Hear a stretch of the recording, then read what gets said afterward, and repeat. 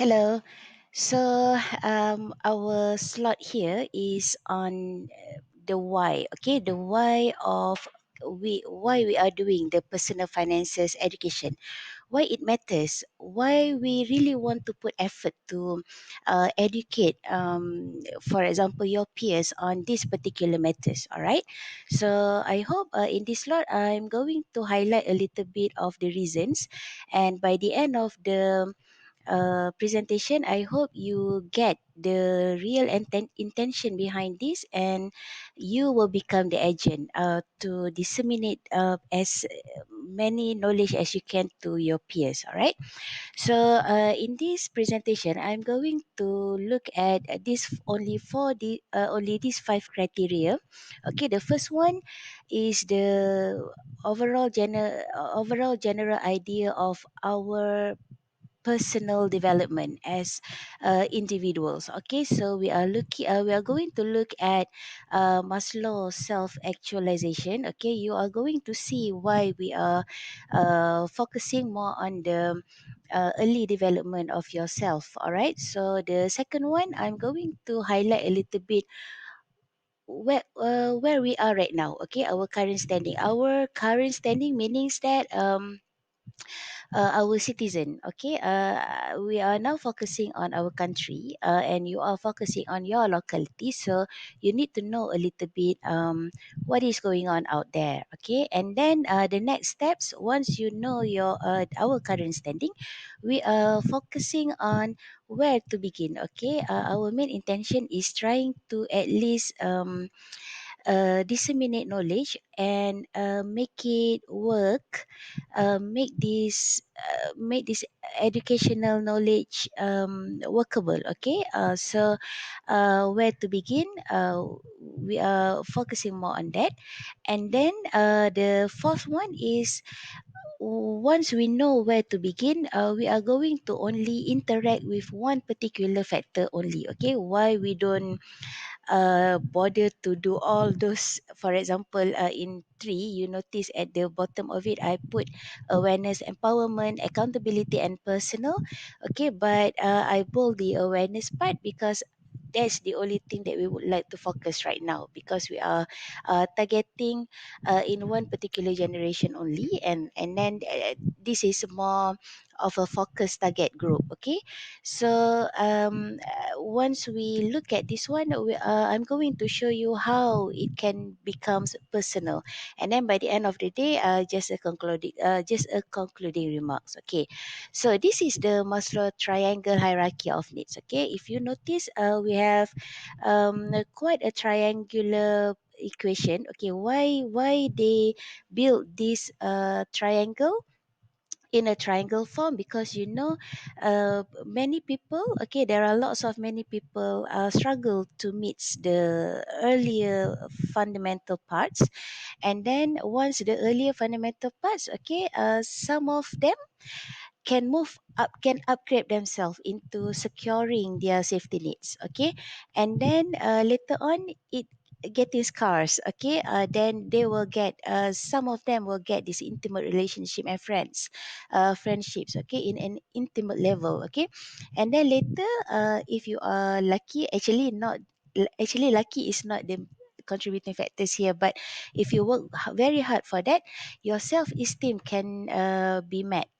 Okay, and then by the end of the day, if you are really really working toward this particular self-actualization, then you can become the one of the person who are able to achieve their own full potential. Okay, so that is our main intention here. And why this is triangle is important, because if you notice, if let's say you are not able to have a safety needs. For example, what part of the safety needs is the how safe you are in your current situation right now, meaning that financial is a very very important factors, a very important contributing factors.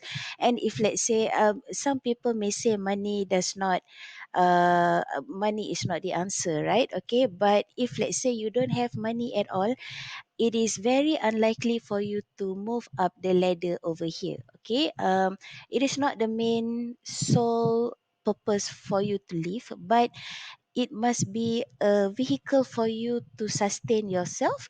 Okay, and once you know that your safety nets is already established, and then you can start looking at the other way around, because if not, you keep on coming back to the previous ladder, because you don't your idea of living is just on the struggling to meet your needs, meaning that your psychological needs, your struggle is to put the food on the table. Okay, so you keep on coming back to the bottom ladder. Okay, so in a long term, it does not help you to grow, okay, as an individual.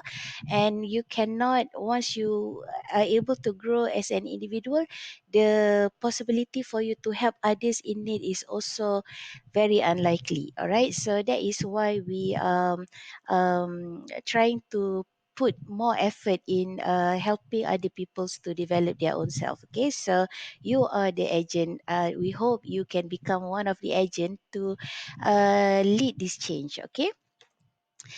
And then if you look at the healthy personal finances habit, okay, so I'm trying to reduce the content here into a very simple focus. All right, so if let's say generally, okay, once you are born, all right, once you are born, let's say up until 15 years old, you don't have kind of awareness of the surrounding. All right, you are aware of yourself, but the way moving forward, that one you are very heavily dependent on your caretaker or your guardian. All right, so we don't include that into the our timeline here. So I start to focus on the 15 until 20 years old. I categorize this as a young adults. Okay, the definition varies according to different kind of literature. Okay, but to make things easier in our context, okay, I put the category of young adults as in 15 to 20 years old, providing that they don't have their own earned money. Okay, and then during their 19 20 years old, they start to uh, get money. All right, even though it is not their own earned money, sometimes it comes from the sources of your parents, PTPTN loan and so on. But you are in you are in power of your money. Okay, so that is why we put young adult as in one category. And then once if let's say you are able to have this particular knowledge, early knowledge, a good personal finances habit. All right, and then once you go from this particular juncture at about 25 years old, you are now becoming an informed young adults. All right, so informed young adults in a financial habit focus, meaning that all your spending habits and all your investment habit is an informed one. All right, informed meaning that your decision is based from uh, quite analytical decision making. Okay, it is not a impulse type of decision. Okay, and then during this time, if you keep on accumulating knowledge, all right, and then later on around 35, you are now becoming a very productive informed adults. And then let's say we give about 10 years. Okay, and then once you are 45 years old, hopefully now you are an accomplished adult, and by during this time you are able to give back more appropriately and more extensively and more aggressively to the younger generations. All right, so and then once you already now in your senior years, okay, so you are now a very empowered seniors. Okay, empowered meaning that you already have the accomplished, informed, accountable, and all those positive traits that you are developed during your years developing as a human being. Okay, so during this time you don't have much struggle anymore financially, because you already have a good healthy personal finance habit. You have a sustainable income. You don't because right now you have to remember your productivity is declining. Okay, not that your mental health is deteriorating. Okay, but it's more on your physical ability is not the same as how you are in your 25, 35 years old. Okay, so that's the adjustment that you need to make during your productive years. So I calculate productive years in about 35 years. 35 years meaning that, for example, from your 20 years old until 55 years old, or if you want to make slightly changes, about 25 years old to 60 years old. But generally, we can say the productivity of a normal standard human lifespan is about 30 to 35 years. So let's put it 35 years, just to make an easy comparison. Okay, so if let's say we are able to develop this particular timeline, all right, you notice that during your 55 or 75 years old, you come back to the young adults, you become the mentor for this particular young um, adults, and then at the same time you do a lot of social investment in a sense of you aggressively put your fund into a waka, for example, or perpetuity vehicle, and so on. All right, so this is the ideal solution for our issues, or for our current issue, our current citizen issues. All right, so now, okay, once you know what is it that we want by the end of the day in our life, all right, living a healthy and a very productive life, and a very engaging human being. So now let's see, is it what happened right now? Okay, I think you know that it is not so. Okay, for example, in our current standing, okay, if you notice, this is the report from KWSP or EPF. Okay, for example, I give you, you can read from the internet. Okay, for example, on the rural household, only 90% of the household, only 10% of the household have saving. Okay, 90% of it does not have any saving. We are not talking about emergency fund or whatever other things that investment vehicle that we have. We are just talking about simple savings. All right, what about the urban household? Okay, it's a slightly better, but in comparison to the healthy lifestyle, it has about 86% does not have a saving. Okay, that is very very alarming. And then you can see over here, this is more into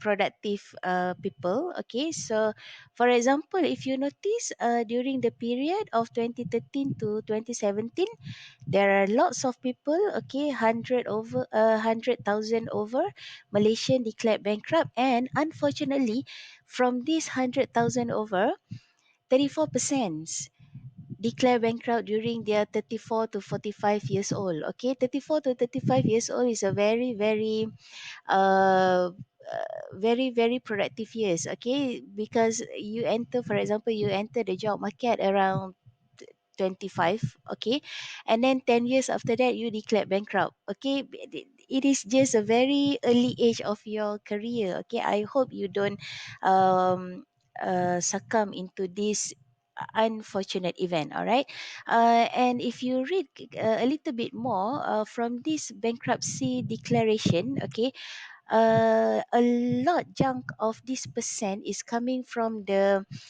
issue of credit card. All right, credit card. Okay, I noticed there are lots of people abuse their credit card power. For example, there are people who has three, four, five. Okay, I'm not sure how many credit card, and all of their credit card are in max. Okay, and in max, and then you imagine a maximum limit, for example 7,000, and if let's say you have 7 credit card, 49,000 just for you to being succumb to this burden. Okay, why people are being why people have issue with credit card? Okay, because if you notice, credit card is very easy, it's just a plastic. All right, so I hope you don't succumb into these issues. Okay, okay, this is one of the example, especially during this COVID-19. You heard a lot of different stories, most of it grim. All right, people are struggle to put their food in the table. All right, and then people start to notice that not many people have emergency fund. There are lots of cut back on the employment. Okay, people find it very very difficult to get job right now. The business is shutting down, especially you have one the first wave, the second wave of COVID 19, and then the third wave of COVID 19. And then we see there is no end in this, unless, of course, in the future, if let's say we have the vaccine. But up until now, people are very, very vulnerable in this stage, all right? And particularly so if let's say your household does not have enough emergency fund to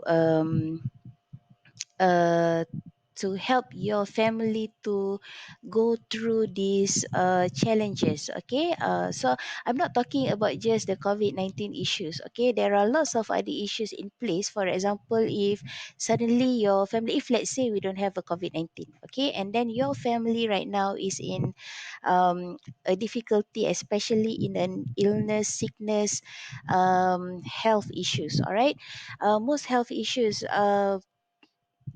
take many, especially critical illness. All right, most critical illness in one household, it take a lot of energy from the rest of the household, and it will be particularly more difficult if let's say you don't have much fund, okay, to save in this particular emergency type of challenges. All right, so that is one other things. So now we see all the dreams. Okay.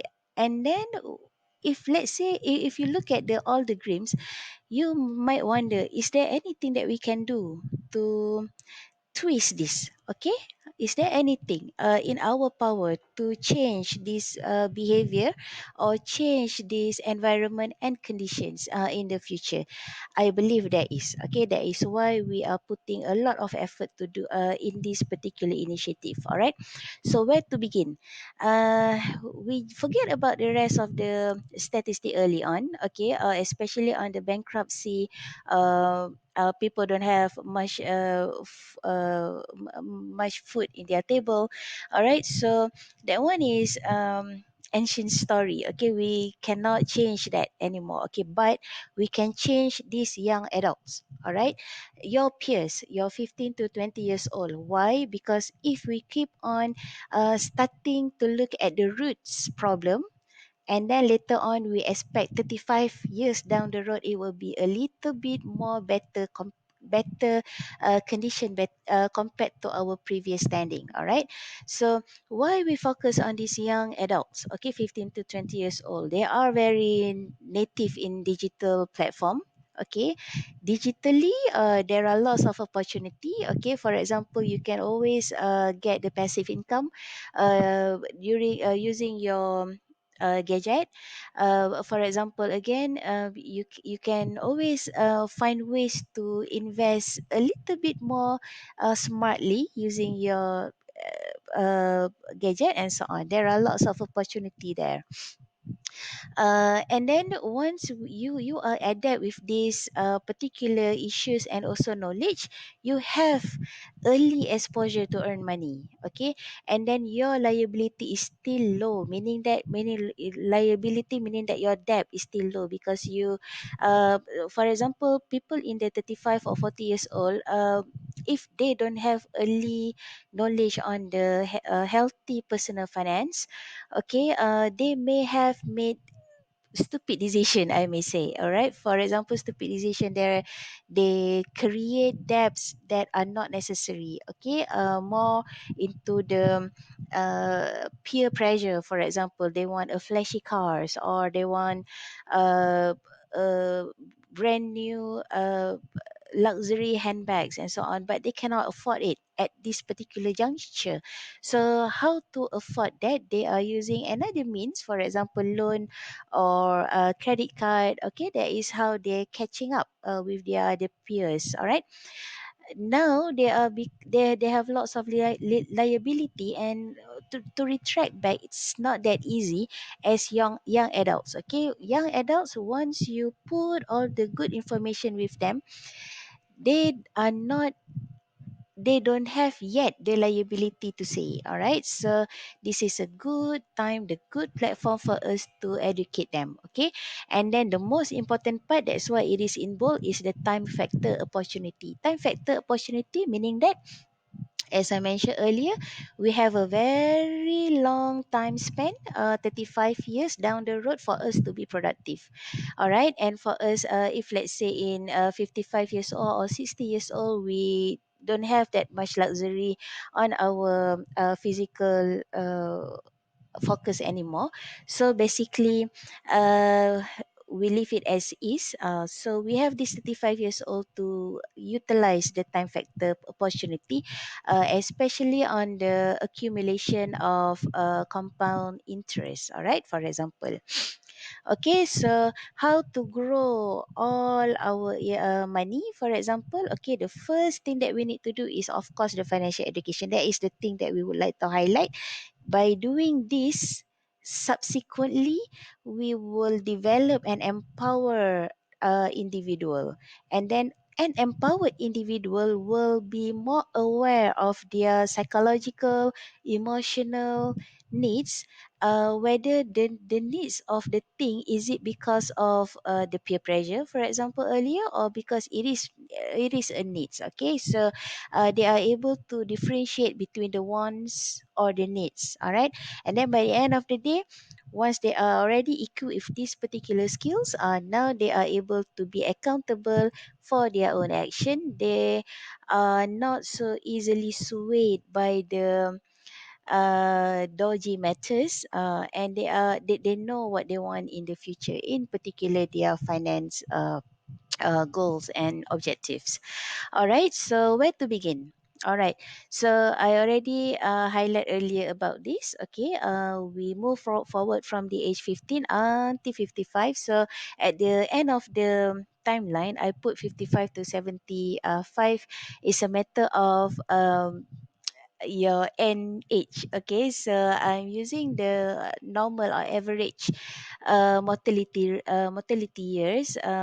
In Malaysia, we have about, I think, if I'm not mistaken, about 73 for male, and 73 plus 6, 70, sorry, plus 5 or 6, 78, for example, for female. Okay, the mortality rate, meaning the age you die.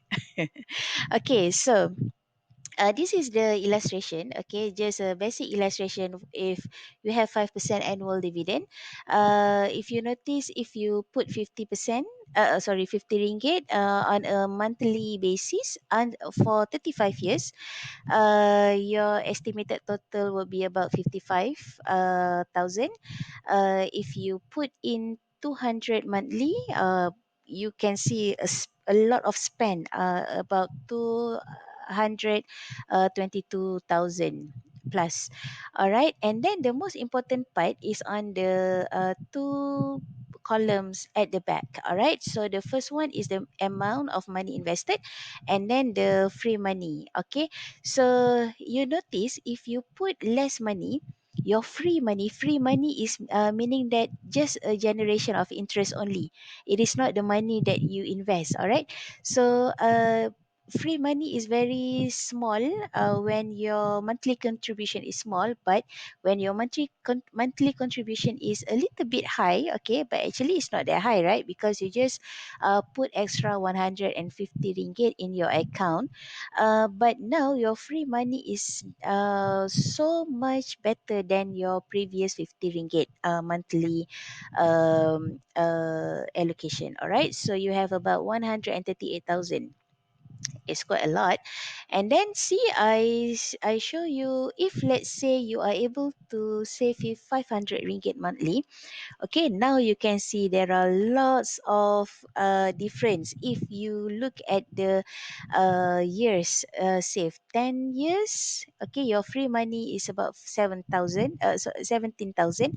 But if you save, when you use the time factor in this equation, you have about 346,000, more than your amount of money invested in a 100,000 over. Okay, so all your estimated total amount, you will have about half a million. Okay, half a million is a lot. Okay, and if let's say you use this half a million to cover for your expenses on your 20 years in your senior year, you will become a little bit, that is the meaning of sustainable stream of income, okay, for you.